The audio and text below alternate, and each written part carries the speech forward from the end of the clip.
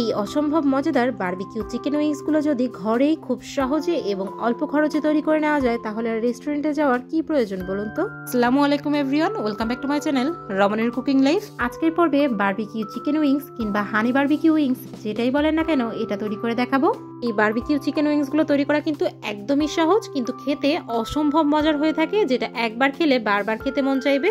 আশা করি রেসিপিটা আপনাদের সকলেরই খুবই পছন্দ হবে। আর এরকম আরো সহজ এবং মজার মজার রেসিপি পেতে আমার চ্যানেলটি সাবস্ক্রাইব করে বেল আইকনে ক্লিক করে রাখতে ভুলবেন না। এতে করে আমি যে কোনো নতুন রেসিপি শেয়ার করার সঙ্গে সঙ্গে তার নোটিফিকেশনটা আপনার কাছে পৌঁছে যাবে। চলুন তাহলে শুরু করা যাক। প্রথমে বারবিকিউ চিকেন উইংস তৈরি করার জন্য এখানে আমি স্কিন সহ 1 কেজি পরিমাণের উইংস নিয়েছি।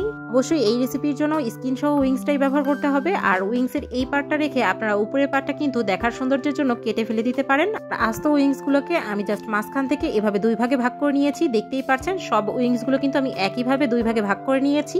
উইংসগুলো আমি মেরিনেট করে নেব। এর জন্য প্রথমে এখানে অ্যাড করে দিচ্ছি স্বাদ অনুযায়ী লবণ, 1/2 চা চামচ গোলমরিচের গুঁড়া, 1 চা চামচ মরিচের গুঁড়া, 1/2 চা চামচ আদা বাটা, 1/2 চা চামচ রসুন বাটা এবং 1 চা চামচ পরিমাণ সয়া সস।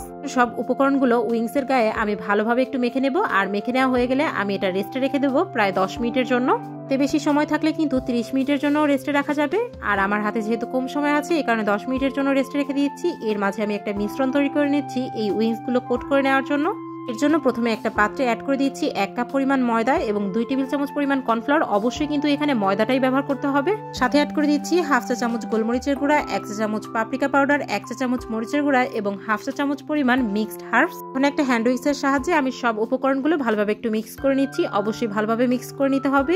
এরই মাঝে কিন্তু 10 মিনিট হয়ে গিয়েছে। এখন মেরিনেট করে রাখা উইংস থেকে অল্প অল্প উইংস আমি এই মিশ্রণের মধ্যে নিয়ে আলতো হাতে চেপে চেপে ঘুরিয়ে ঘুরিয়ে এটা আমি কোট করে নিচ্ছি। উইংসগুলো ভালোভাবে কোট করে নেওয়া হয়ে গেলে এটা একটু ঝেড়ে এর এক্সট্রা উপকরণগুলো আমি ফেলে নিচ্ছি। দেখতেই পাচ্ছেন এর গায়ে কিন্তু সুন্দরভাবে একটা লেয়ার বসে গিয়েছে। একইভাবে আমি সব উইংসগুলো কোট করে নিচ্ছি। দেখতেই পাচ্ছেন আমার সব উইংসগুলো কিন্তু কোট করে নেওয়া হয়ে গিয়েছে। আর এগুলো যদি আপনারা সংরক্ষণ করতে চান তাহলে কিন্তু এই পর্যায়ে যে কোনো একটা ছড়ানো পাত্রে ডিপ ফ্রিজে রাখতে হবে আধা ঘন্টার জন্য। এরপর এটা একটু হালকা শক্ত হয়ে আসলে যে কোনো জিপলক ব্যাগে কিংবা এয়ারটাইট কৌটায় করে এটা সংরক্ষণ করতে পারবেন 2 থেকে 3 মাসের জন্য।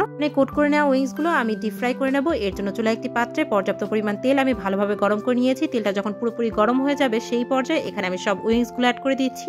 একটা টিপস বলে রাখি, এই উইংসগুলো অ্যাড করার সময় কিন্তু অবশ্যই চুলার জালটা হাই আঁচে রাখতে হবে। আর উইংসগুলো অ্যাড করা হয়ে গেলে 1 মিনিট পর চুলার জালটা আমি মিডিয়াম আঁচে করে দিয়ে প্রায় 8 থেকে 10 মিনিটের মতো উইংসগুলো ফ্রাই করে নিচ্ছি। 5 মিনিটের মতো উইংসগুলো ভেজে নেওয়ার পর আমি উইংসগুলো উল্টে নিচ্ছি। আর যদিও এটা আমি ডিপ ফ্রাই করছি, উল্টানোর তেমন একটা প্রয়োজন নেই। তারপর আমি উইংসগুলো উল্টিয়ে দিচ্ছি। উইংসগুলো উল্টিয়ে নেওয়ার পর আমি আরো 5 মিনিটের জন্য ভেজে নিচ্ছি, মোট 10 মিনিট। এরই মাঝে কিন্তু উইংসগুলো ভেতর থেকে প্রপারলি কুক হয়ে গিয়েছে। আর যখন এরকম সুন্দর একটা গোল্ডেন ব্রাউন কালার চলে এসেছে 10 মিনিট পর আমি উইংসগুলো তুলে নিচ্ছি।